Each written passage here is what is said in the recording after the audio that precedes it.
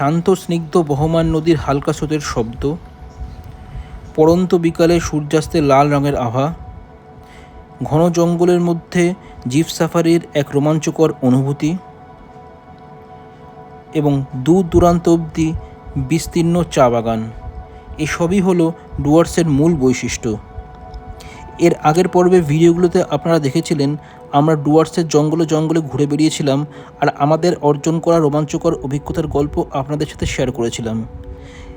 কিন্তু আমার ব্যক্তিগতভাবে ডুয়ার্সের সবচেয়ে ভালো লেগেছিল সিসামারাতে আমাদের বুক করা অর্কিড হোমস্টেটি। এর কারণ হলো, এই হোমস্টের আশেপাশের জায়গাগুলি খুবই সুন্দর এবং এখানকার স্টাফদের পরিষেবা এক কথায় অসাধারণ। তবে এই হোমস্টের মূল আকর্ষণ হলো এর পেছনে বয়ে চলা সিসামারা নদী। মূলত এই সিসামারা নদীর জন্যই এই অর্কিড হোমস্টে আমার কাছে আমার থাকা অন্যতম প্রিয় হোমস্টের মধ্যে একটি হয়ে থাকবে। এই সিসামারা নদীর পাড় দিয়ে একা একা হেঁটে গেলে সময় কোথা দিয়ে চলে যাবে তা বোঝাই যাবে না। সেরকমই কিছু অভিজ্ঞতার গল্প আপনাদের সাথে তুলে ধরব আজকের এই ভিডিওতে। আর এই ভিডিও দিয়ে শেষ করব আমাদের ডুয়ার্স ভ্রমণের সিরিজ। এর আগের ভিডিওতে আপনারা দেখেছিলেন জলদাপাড়া হাতি সাফারি করে একটি টোটো বুক করেছিলাম সিসামারা নদীর পাশ দিয়ে ঘুরবার জন্য। কিন্তু আমিও একবার এই নদীর বাঁধ বরাবর খুব সকালে এক দারুণ মর্নিং ওয়াক করেছিলাম। সেই মর্নিং ওয়াকের ভিডিও দিয়ে আজকের পর্বে শুরু হবে। তো চলুন শুরু করা যাক।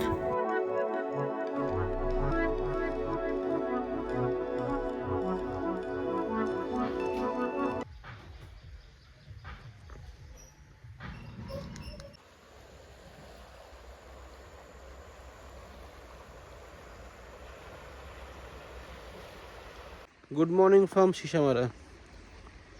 আজ 3 ডিসেম্বর 2025, সকাল বাজে 7:30। আজকে আমরা সকালবেলা উঠেছি এই সিসামারা নদীর কাছে এসছি। এই সিসামারা নদীটা বয়ে চলেছে আমাদের সিসামারা কটেজটার একদম ঠিক পেছনে। আমি আপনাদের বলেছিলাম যে এই সিসামারা কটেজটাকে আপনাকে ভালো করে ঘুরে দেখাবো। আজকের এই এপিসোডটা শুরু করার আগে আপনারা দেখে নিন আমরা সিসামারা কটেজে কোন কোন রুমগুলো পেয়েছি, যেগুলো আপনার কালকে দেখাইনি, আজকে দেখাবো। আগে সেই ভিডিওটা দেখে নিন যে কোন কোন রুমগুলো আমরা সিসামারা কটেজে পেয়েছি, দেখে নিন। এই সিসামারায় অর্কিড হোমস্টেতে যে রুমগুলো আমরা পেয়েছি সেই রুমগুলোতে আমরা সকলে আপনাদের দেখাইনি, শুধুমাত্র বাইরেটুকু দেখিয়েছি। তো চলুন যে রুমটা আমরা পেয়েছি সেটা আপনাদের দেখাই। এই হচ্ছে আমাদের রুম। এখানে ডবল বেডের একটা খাট রয়েছে আর একটা ডবল বেডের এখানে খাট রয়েছে, দুটো খাট রয়েছে, ঠিক আছে। এখানে একটা খাট, এখানে ডবল বেডের আর একটা খাট, সামনে আয়না, এখানে এসি। এখন তো শীতকালে এসির দরকার হবে না। এটা হচ্ছে একটা ফটো ফ্রেম, এখানে একটা টেবিলের উপর 3টে গ্লাস রয়েছে। এখানে মেনু কার্ড, এখানে চাইলে আপনারা খাবার অর্ডার করতে পারেন। এই হচ্ছে মেনু কার্ডের সমস্ত খাবারের লিস্ট। এখানে একটা স্ট্রে, আর এখানে একটা বাঁশ দিয়ে বানানো একটা ছোটোখাটো একটা ওয়ার্ড্রোব মতো বানানো হয়েছে, জিনিস ব্যাগ ট্যাগ রাখার জন্য। নিচে একটা ডাস্টবিন, আর এই হচ্ছে বাথরুম, ওয়েস্টার্ন স্টাইল, এক্সস্ট, উপরে গিজার, আর এখানে একটা বেসিন, এখানে একটা সোপ ডিসপেন্সার। তো এই হলো অর্কিড হোমস্টেতে আমাদের রুম। এই রুমের মধ্যে কী কী আছে না আছে সেটা আপনাদের দেখালাম। নিজে মামা যে রুমটাতে আছে সেই রুমেরও একই, দুটো ডবল বেড, এসি, এসি তখন চলবে না, একটা বাথরুমটা ওয়েস্টার্ন স্টাইল, যা উপরে রয়েছে তাই নিচে রয়েছে, একই রুম।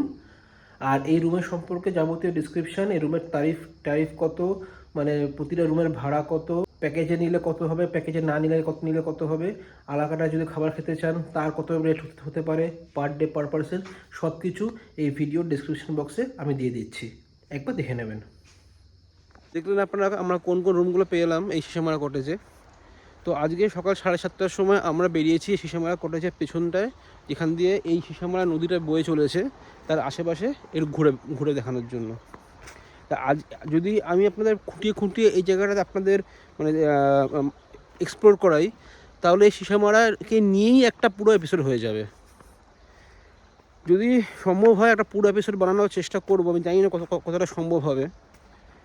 আজকে আমরা আপনাদের একটুখানি সেই সিসামারা নদী আশেপাশে যে জঙ্গলটা রয়েছে, যে সুন্দর প্রাকৃতিক মনোরম দৃশ্যটা রয়েছে, সেটা আমি আপনাদের কাছে শেয়ার করবো ভাবলাম, তাই এই ভিডিওটা করা। তো চলুন আপনাদের সিসামারা নদীর আশেপাশেটা একটু পরিদর্শন করাই, আসুন আমার সঙ্গে।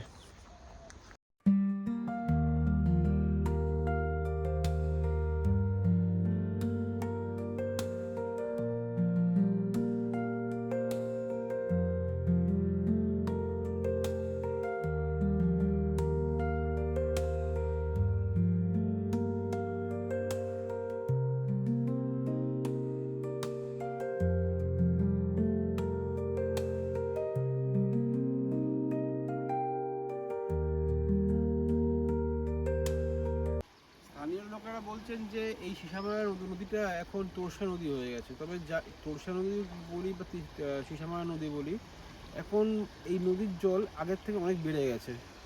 আর বন্যার জন্য যথেষ্ট ক্ষয়ক্ষতি হয়েছে, এই স্থানীয় লোকজনের প্রতিও লোকেদের জীবনযাত্রা অনেক যথেষ্ট প্রভাব ফেলেছে। এখন যে আমরা যাব একটুখানি ওই পাড়টা অবধি যাব, ওই পাড়টা অবধি দেখি যে নদীটা কত দূর অবধি গেছে, তারপর আমরা যাব মানে কটেজে ফিরবো, কটেজে ফিরে ব্রেকফাস্ট করে আমরা নেক্সট আজকের ট্যুরের জন্য বেরোবো। কিন্তু তার জন্য আপনাদের সিসামারা নদীটাকে ভালো করে দেখিয়ে দিই, কারণ হয়তো রেগুলার আমাদের এখন বেরোনো থাকবে। চলুন প্রথমে আপনাদের একটু সিসামারা নদীটা ভালো করে পরিদর্শন করাই, তারপর আমরা কটেজে ফিরবো।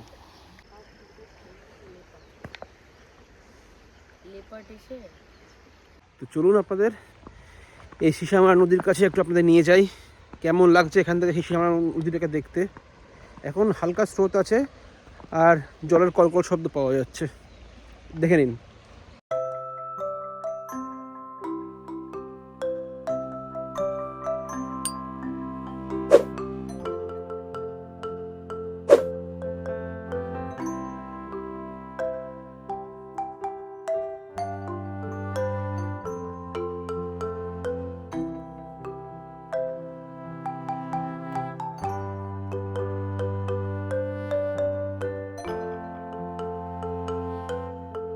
ওই যে একটা ভাঙা জায়গা দেখছেন, ওটা একটা মন্দির ছিল।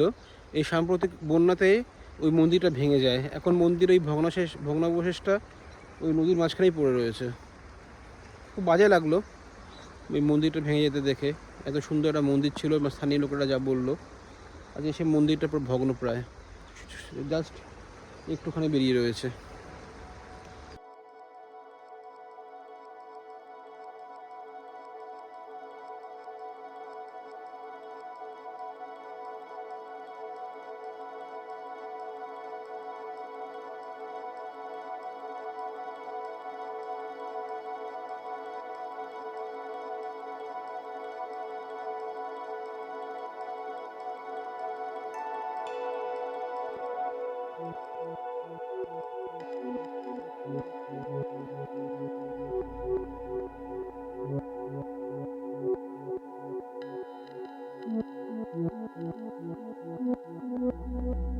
এই নদীর ধারে একা একা হেঁটে বেড়াবার মজাই আলাদা, দারুণ লাগছে যাকে বলে। যদি আপনারা কোনোদিন সিসামারাতে আসেন, তবে সিসামারা অর্কিড হোমস্টেতে রুম বুক করে নেবেন, কারণ সেই অর্কিড হোমস্টের ঠিক পেছনেই রয়েছে এই সিসামারা নদীটা। আর যদি আমার মতো আপনারা এই নদীর ধারে হেঁটে বেড়াতে চান, নদীর শোভা উপভোগ করতে চান, তো চেষ্টা করবেন খুব সকাল সকাল সেটা করতে, কারণ সকালে রোদ কম থাকে, মানুষের কোলাহল বেশি থাকে না, মানুষের কোলাহল এমনিতেও নেই এখানে খুব একটা, আর খুব ঠান্ডা হাওয়াও দেয় সকালবেলা খুব। আর সকালবেলা তো এত সুন্দর লাগবে এই সিসামারা নদীটার পাশে হেঁটে যেতে। তা চেষ্টা করবেন যে একটা সকাল, সেটা 5-6টা হোক 7টা হোক, এই নদীর ধারে ঘোরার জন্য রাখুন। শুধু তো একটা সকালই রাখুন, আর বাকি দিন তো আপনাদের তো বাকি ট্যুর প্রোগ্রামগুলো তো থাকবেই। আর তার মধ্যে থেকে একটা সকাল আপনারা বেছে নিন যে শুধুমাত্র সেই সিসামারা নদীর ধারেই ঘোরার জন্য, যেটা আমরা আজকে করছি। সত্যি খুব দারুণ লাগছে।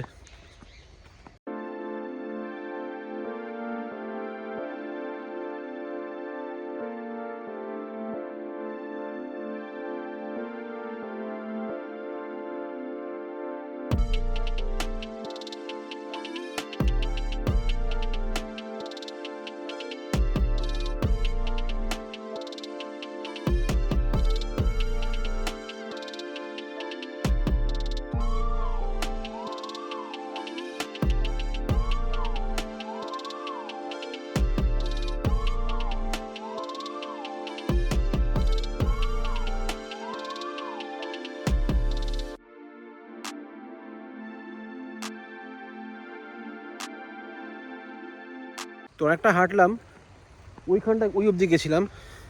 এখন আমাদের ফিরতে হবে, কারণ এখন আমাদের ব্রেকফাস্ট করে আবার ফুড সিলিংয়ে যাওয়ার প্ল্যান আছে, তাই আর এখানে সময় নষ্ট করা যাবে না। তবে দারুণ দৃশ্য দেখলাম, একটা ময়ূর ওই পাশ থেকে উড়ে এসে এই পাড়ে এলো, কিন্তু আনফর্চুনেটলি ক্যামেরা বন্দি করতে পারিনি। দারুণ লাগছে, ভেরি নাইস। তো চলুন হোমস্টেতে ফিরি।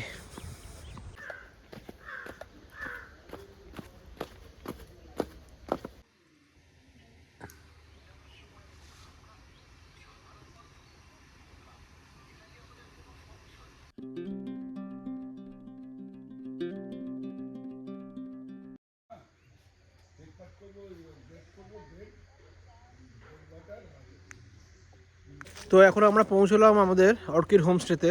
তবে এখন আমরা ঘরের মধ্যে যাব না, কারণ এখন আমাদের একটা শর্ট টোটো ট্রিপ প্ল্যান হয়েছে। মানে আমাদের যে পেছনের দিকে যে তোরসা নদী বা সিসামারা নদীটা বয়ে যাচ্ছে, সেই নদীর বাঁধ বরাবর আমাদের একটা টোটো আমাদের পুরো বাঁধটা ঘুরিয়ে দেখাবে। প্রায় 1 ঘন্টা চুক্তি হয়েছে। তো আমরা এখন সেই টোটো সাফারি করব, তারপরে এসে দুপুরে লাঞ্চ করে তারপর আবার যাব আমরা চিনেপাতা সাফারিতে। আগে আশা করি এই শর্ট টোটো সাফারিটা আপনাদের ভালো লাগবে, আর এলে অবশ্যই এই টোটো সাফারিটা একবার অন্তত করবেন।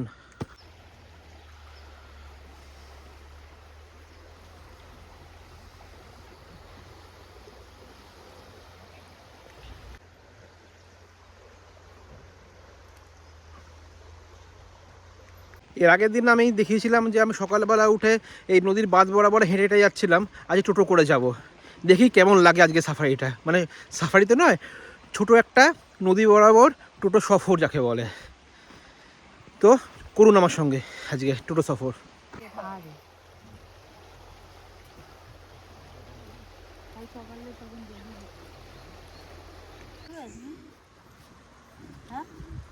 আমাদের টোটো সফর শুরু হলো।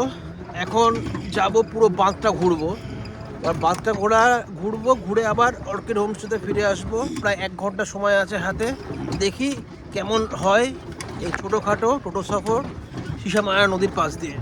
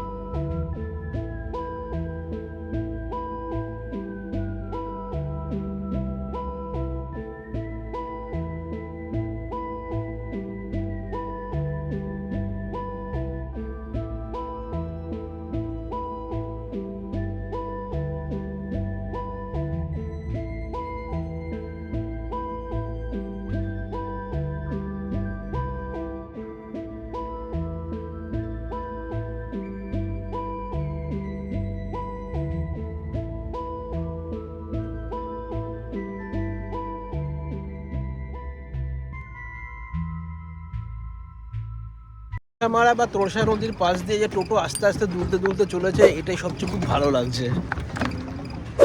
রাস্তা প্রচণ্ড খারাপ, আর এদিকে নদী এত কাছে, আর হালকা স্রোতও আছে নদীতে। আমরা যাবো এখন মোহনা দিকে, সোজা সামনে আছে মোহনা অবধি যাবো, আবার মোহনা থেকে আবার ব্যাক করে চলে আসবো। তো দেখতে থাকুন আমাদের এই টোটো সফর।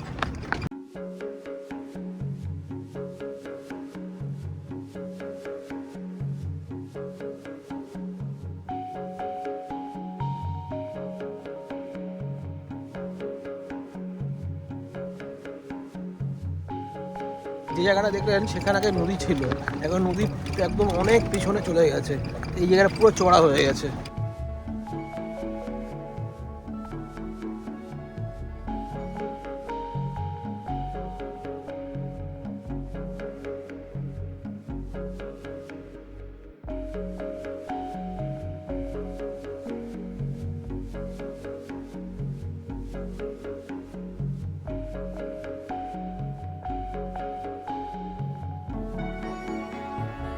এখন আমরা দাঁড়িয়ে আছি ওই মোহনার কাছে, ওই দিকটা ওই পাশটা মোহনা, কিন্তু এদিকে আমি ভাবছিলাম যাব, কিন্তু এখানে টোটো ভাই যেতে বারণ করছেন, কারণ ওটা রেঞ্জারের জায়গা, ফরেস্ট রেঞ্জারের জায়গা। ফরেস্ট রেঞ্জার এখন অবজেকশন জানাতে পারে, কারণ এখানে অনেক গন্ডার নাকি বেরোয়, আর গন্ডার কখন বেরিয়ে অ্যাটাক করে দেবে বলা যায় না। কিন্তু তবুও আমি এই নদীর ধারটা একটু যাচ্ছি, নদীর ধারের একটুখানি নদীর ক্লোজ ভিউটা নেব, নিয়ে আবার এখান থেকে ব্যাক করব। তো চলুন আমার সঙ্গে। এই যে একটা সাপের খোলস, খরিস সাপ, গোখরো, কত বড় সাপ, তার কত বড় সাপ খোলস ত্যাগ করেছে এখানে দেখুন। মানে এখানে সাপ রয়েছে, ভালোই সাপ রয়েছে এখানে।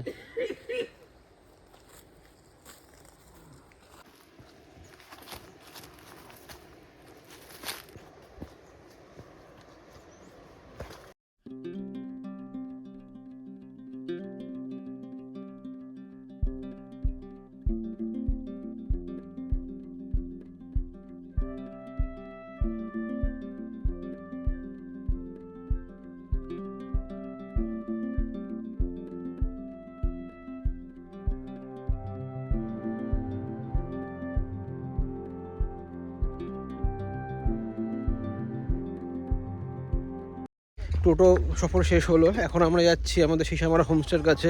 রাস্তায় এত জঘন্য যাকে বলে, ও বাপরে বাপ, টোটো ভাইয়ের খুব কষ্ট হয়েছে আমাদের নিয়ে যেতে, কারণ এত রাস্তায় এবড়ো খেবড়ো, বারবার নামতে হচ্ছে, কারণ টোটো ডেবে যাচ্ছে রাস্তা গর্তের মধ্যে। তবে মোহনার থেকে তো মানে মোহনার কাজটা তুললাম, বেশি তো ওদিকটা যেতে দেবে না, কারণ ওদিকটা হচ্ছে ফরেস্ট রেঞ্জারদের এরিয়া। তো ছোটোখাটোর মধ্যে আজকে টোটো সফরটা খুবই ভালো লাগলো। এখন যাব আমরা আমাদের হোমস্টেতে, প্রচণ্ড খিদে পেয়ে গেছে। দুপুরে লাঞ্চ সেরে আমাদের যেতে হবে আবার আমাদের জিপ সাফারিতে, চিলেপাতা জিপ সাফারিতে। তো সঙ্গে থাকুন, আর কেমন লাগছে অতি অবশ্যই কমেন্ট করে জানাবেন।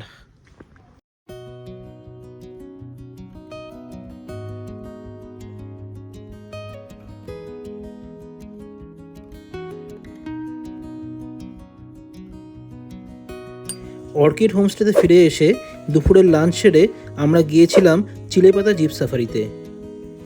জিপ সাফারিটা খুব মজাদার ছিল, কিন্তু কোনো জন্তু জ্বালানোটা দেখা পাইনি, তাই এই সাফারি আর ডিটেলসে দেখালাম না, শুধুমাত্র এর কয়েকটা ঝলক আপনাদের সামনে তুলে ধরলাম।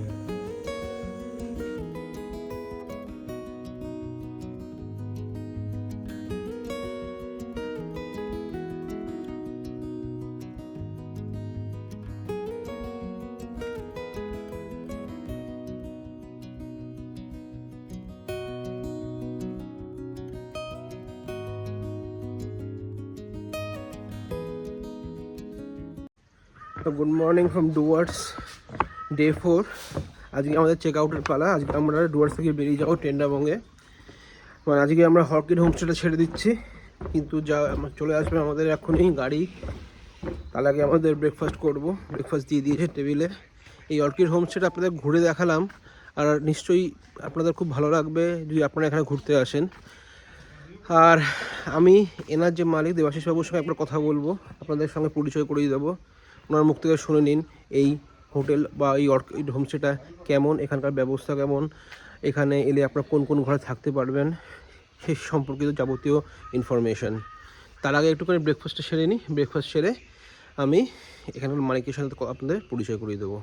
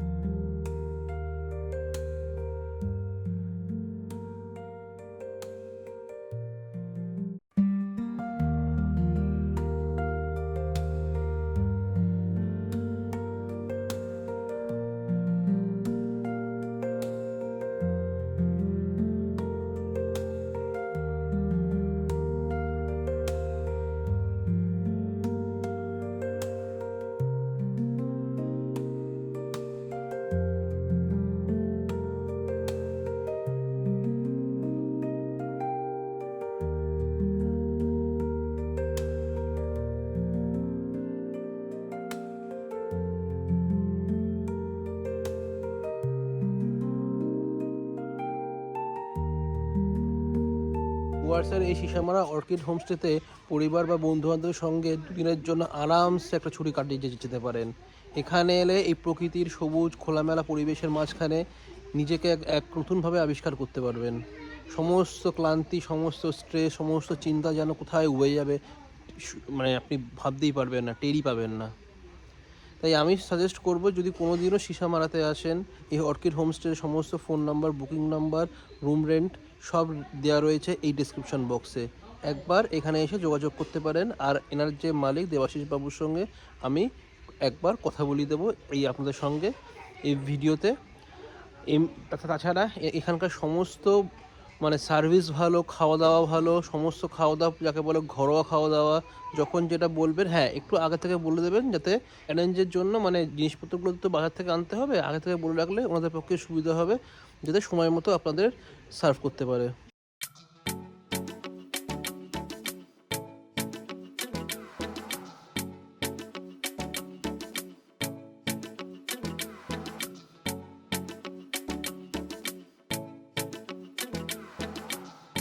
দুটো দিন এই সিসামারা হোমস্টেতে, মানে এই অর্কিড হোমস্টেতে কীভাবে সময় কেটে গেল বুঝতেই পারলাম না।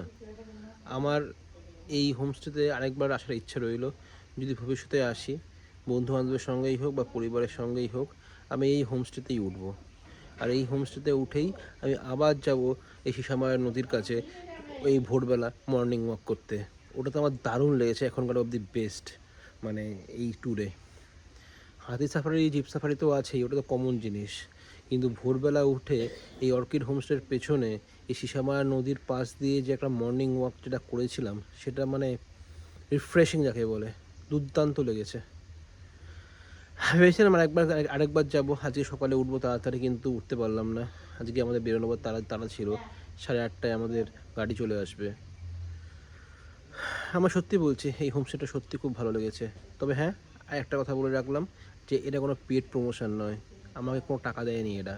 আমার ভালো লেগেছে, সেটাই আমি আপনার কাছে শেয়ার করলাম। এবার বাকিটা আপনাদের ওপর।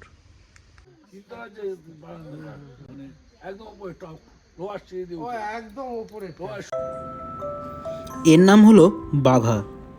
এই হোমস্টের এরিয়ার মধ্যেই থাকে তার মায়ের সঙ্গে।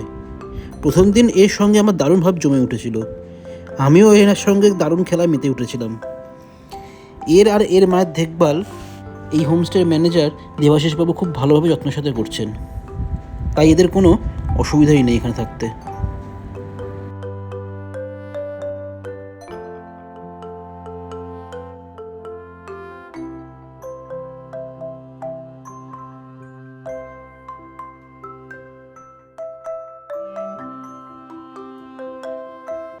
আমাদের ব্রেকফাস্ট চলে এসেছে টেবিলে, ব্রেড আর ডিমের পোচ। চলুন ব্রেকফাস্টটা করে নিই, তারপর আবার এনার সাথে কথা বলবো, মানে এই অর্কিড হোমস্টের মালিকের সাথে আপনাদের পরিচয় করিয়ে দেবো। খেয়ে নিই আগে।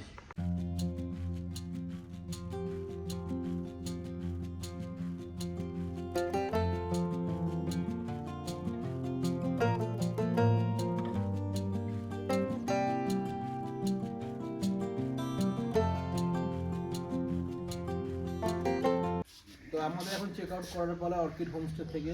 আমি বলেছিলাম যে আমি অর্কিড হোমস্টের মালিক দেবাশিস বাবুর সঙ্গে একবার আপনার সঙ্গে আলাপ করাবো। তো দেবাশিস বাবু, আপনি কেন দর্শক আপনাদের এই ট্যুরিস্টরা আপনার এই হোমস্টেতে আসবে সেই সম্পর্কে একটু বলুন।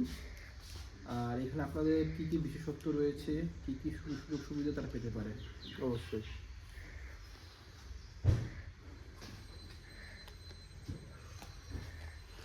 নমস্কার, আমার নাম দেবাশিস দাস। আমি অর্কিড হোমস্টে সিসামারার ম্যানেজার। আমাদের এখানে বৈশিষ্ট্য হচ্ছে গিয়ে, প্রথম কথা হচ্ছে গিয়ে উত্তরবঙ্গের লোকে আসবে কেন? উত্তরবঙ্গের লোকে আসে মানে ওয়েদার চেঞ্জ করার জন্য। উত্তরবঙ্গের ওয়েদার এমন একটা ওয়েদার, নাতিশীতোষ্ণ, খুব ভালো ওয়েদার, যার কারণে ডাক্তাররাও প্রেসক্রাইব করে যে আপনি কোথাও ঘুরতে গেলে উত্তরবঙ্গে যান। আর উত্তরবঙ্গের ডুয়ার্সে আপনার পাহাড় থেকে সমতল সব জায়গাতেই আছে, মানে প্রত্যেকটা জিনিসেরই বৈশিষ্ট্য আছে। আমাদের এই জলদাপাড়ার বৈশিষ্ট্য হচ্ছে গিয়ে কি, এইখানে আপনি সাফারি করতে পারবেন, জঙ্গল সাফারি করতে পারবেন। জঙ্গল সাফারিতে আপনি দেখতে পাবেন হাতি, গন্ডার, বাইসন, 3-4 রকম জাতের হরিণ, অনেক রকম ধরনের আপনার পাখি পাবেন। তার মধ্যে ময়ূর তো মানে কি বলবো, প্রচুর ময়ূর জায়গায় জায়গায় দেখতে পাবেন, ঠিক আছে। তারপর আমার এখানে থাকলে পর এখান থেকে আপনি সাফারি দু রকম করতে, মানে দু জায়গায় সাফারি করতে পারবেন। একটা হচ্ছে গিয়ে জলদাপাড়া, এটা খুব কাছাকাছি পড়ে, হালকা একটু দূরে পড়বে আপনার চিলাপাতা। তারপর হচ্ছে কি জয়ন্তী বক্সা, এগুলো সবকটাতেই আপনি সাফারি করতে পারবেন, সে হাতিও করতে পারবেন আর জিপেও করতে পারবেন। আর এছাড়াও সাফারি বাদ দিয়ে যদি এখানে কিছু করার থাকে সেটা হচ্ছে কি আপনি একদিনের জন্য কোচবিহারে যেতে পারেন। কোচবিহারে গেলে আপনি কোচবিহার রাজবাড়িতে যেতে পারবেন। কোচবিহার রাজবাড়িতে আপনার একটু মানে একটু মিউজিয়াম টাইপের করেছে, মানে ওখানে গেলে না আপনি ওখানকার উত্তরবঙ্গের যে ইতিহাসের সঙ্গে আপনি জুড়তে পারবেন, আপনি ফিল করতে পারবেন। তার উপর হচ্ছে কি আপনি যেতে পারবেন মদনমোহন মন্দিরে। মদনমোহন মন্দিরে গেলে তো আধ্যাত্মিক জায়গা, খুব ভালো লাগবে জায়গাটা দেখে। আগেকার দিনের রাজাদের মন্দির ওটা অ্যাকচুয়ালি। তো যাই হোক, ওটা গেল। তারপর হচ্ছে গিয়ে কি, এছাড়াও আপনি যেতে পারবেন কোথায়, জয়গাঁও। জয়গাঁওটা হচ্ছে কি আমাদের ভুটানে আর ভারতের সংযোগস্থল। তারপর আপনি ইমিগ্রেশন করে ঢুকবেন ভুটানে। ভুটান হচ্ছে কি ফুনসিলিংয়ে গেলে ওই আপনি ঘুরতে পারবেন ভুটানটা, মানে ওই একটা বিদেশে ভ্রমণ করার একটা চটজলদি একটা অভিজ্ঞতা আপনাদের হবে। আমি আমার এই কথা বলেই আমার বক্তব্য করছি। ধন্যবাদ। তারপরে অর্কিড হোমস্টেতে খুব সুন্দর, মানে সিসামায়া নদীটা আমার খুব ভালো লেগেছে। এই ভিউটা একটু বলে দিন, যে এই যে আপনাদের হোমস্টের পেছনে যে নদীটা, প্রাকৃতিক শোভা আপনারা ব্যালকনি থেকে উপভোগ করতে পারবেন। এখানে আমার 6টা রুম আছে এবং 6টা রুম থেকেই আপনি জানলা খুললেই আপনি একদম মানে কি বলবো, ঐতিহ্যবাহী জলদাপাড়া জঙ্গল দেখতে পাবেন। জঙ্গলের পাশে যে কুলুকুলুভাবে বেয়ে যাচ্ছে সিসামারা নদী, সেটাও আপনি দেখতে পাবেন। প্রচণ্ড ভালো ভিউ লাগবে আপনাদের, খুব ভালো ভিউ লাগবে 6টা রুম। এছাড়াও আপনার আমাদের হোটেলে বড় রুমগুলো বড় বড় রেখেছি আমরা, গিজারের সিস্টেম রেখেছি, এসিরও ব্যবস্থা আছে, অনেকগুলো ফ্যাসিলিটি রেখে আমরা করেছি। আর খাওয়া দাওয়ার ব্যবস্থা তো খুব ভালো। যা খাওয়া খেতে একটু আগে থেকে বলতে হবে, তাহলে মানে আপনাদের পক্ষে সুবিধা হবে খাবারটা অ্যারেঞ্জ করতে, তাই না? হ্যাঁ হ্যাঁ, খাওয়া দাওয়ার হিসেবে আপনার হচ্ছে কি যেমনি ধরুন কিছু, আমরা বাঙালি মাছ খেতে ভালোবাসি, আমরা মেছো বাঙালি। এবার এইখানে সব রকম মাছ পাওয়া যায় না, কিন্তু পাওয়া যাবে কখন, দুদিন আগে বলে রাখলে। এই যে আপনি বলছেন যে দেশি চিকেন এখানে কোনো ব্যাপার নেই, এখানে ঘরে ঘরে। সব থেকে বড় কথা হচ্ছে কি, যে দেশি চিকেনটা আর কি, সেই দেশি চিকেনটা আপনার ঘরে ঘরে পাওয়া যায়, লোকে পোষে ওই দেশি চিকেনটা আপনি খেতে পারবেন। আপনি তো নিজেও খেয়েছেন। এবার মাংস যদি ভালো না হয়, সে ভালো রান্না করে আমার হবে না। মাংস ভালো রান্না, আমাদের এখানকার খাওয়া দাওয়ার বৈশিষ্ট্য হচ্ছে গিয়ে খাসি বা পাঁঠার মাংস, এটা সবটা পুরোটাই, আর দেশি চিকেন, এটা সবটাই লোকাল বলতে হচ্ছে গিয়ে কি, যে ছাগল খাসিগুলো সব লোকের বাড়িতেই পোষা হয়, মুরগিটাও লোকের বাড়িতে পোষা হয়, ওই জন্য ওদের টেস্টগুলো আলাদা। অনেক দূর দূরান্ত থেকে, কালকে আমি বলছিলাম যে অনেক দূর দূরান্ত থেকে আমি যখন খাসি আনতে গেছিলাম, তখন একজন এসছে পুন্ডিবাড়ি থেকে, মানে প্রায় এখান থেকে 30 কিলোমিটার দূর থেকে। একজন এসছে হচ্ছে গিয়ে তোমার ওই কি বলে জায়গাটা, বলো না, প্রতাপ, জায়গাটার নাম কি যেন ভুলে গেলাম, সোনাপুর। আচ্ছা, সোনাপুর থেকে এসছিল, 2-3 জায়গা থেকে লোক এসছিল, এই আর কি। আর এখানকার যেগুলো অথেন্টিক যে খাবার দাবার, যেগুলো হচ্ছে গিয়ে ঢেঁকির শাক, বরলি মাছ তো এখানে পাওয়া যায় না, নদীয়ালি মাছটা, নদীয়ালি মাছের জন্য এপ্রিল মার্চ নাগাদ আসলে পাওয়া যাবে। আর বাদ বাকি জিনিসগুলো সবসময় পাওয়া যায়। ঠিক আছে দেবাশিস বাবু, অনেক অনেক ধন্যবাদ সময় দেওয়ার জন্য। আবার দেখা হবে, যদি আমি আসি এখানে আসবো।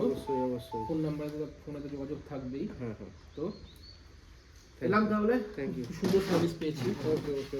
যখনই আসবেন সুস্বাগত সবসময়। ঠিক আছে।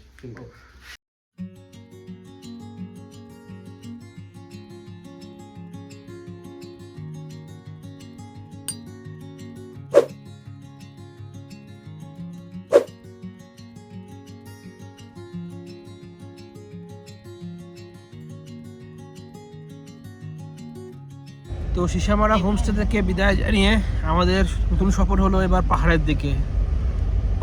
আমাদের রাস্তা। এখন আমরা যাবো হচ্ছে টেন্ডাবঙ্গে। প্রতাপ ভাইয়া চলে এসছে আমাদের পিক আপ করতে।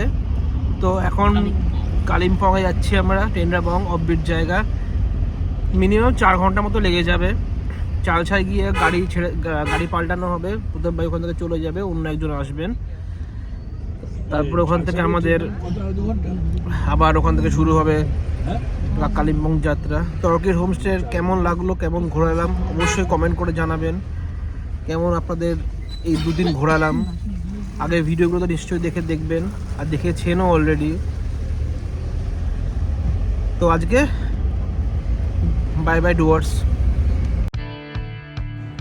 তো এই ছিল আমাদের ডুয়ার্স ভ্রমণের সম্পূর্ণ সিরিজ। কেমন লাগলো কমেন্ট করে জানাতে ভুলবেন না। খুব শিগগিরই আপনাদের সঙ্গে দেখা হচ্ছে অফবিট কালিম্পং ভ্রমণের একটি নতুন গল্প নিয়ে। ততদিন ভালো থাকুন, সুস্থ থাকুন, আর দেখতে থাকুন আহারে বিহারে।